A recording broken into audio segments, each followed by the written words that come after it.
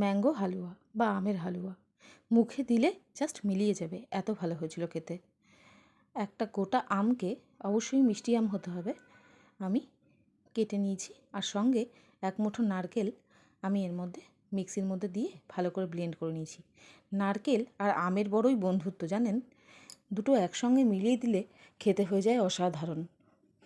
এবার একটা প্যানে নিয়ে একদম লো টেম্পারেচারে এটাকে নাড়তে হবে। চিনি দিয়ে দেব 5 চামচ মতো।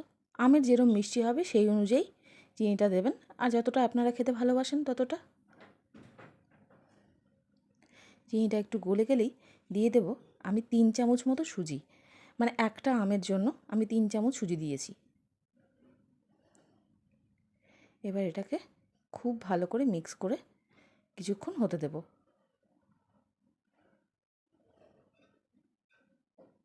তারপরেই 1 কাপ খোয়া ক্ষীর, আমি এখানে আন্দাজ মতো দিয়েছি, এটা 1 কাপ হয়ে যাবে। 1 কাপ খোয়া ক্ষীর এতে দিয়ে দেব।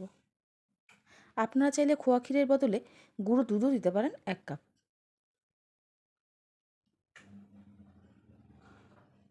এবার এটা ভালো করে হতে দেব যতক্ষণ না আমের কালারটা চেঞ্জ হয়ে যাচ্ছে। কন্টিনিউয়াসলি নাড়াতে হবে।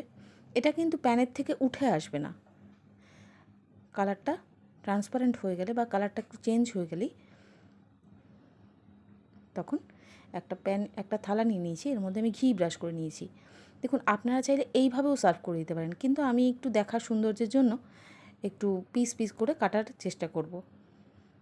যদিও ভীষণ নরম, সেইভাবে পিস হবে না, কিন্তু তবুও আমি চেষ্টা করব। যতটা সম্ভব আমি এটাকে ফ্ল্যাট করে নিয়েছি।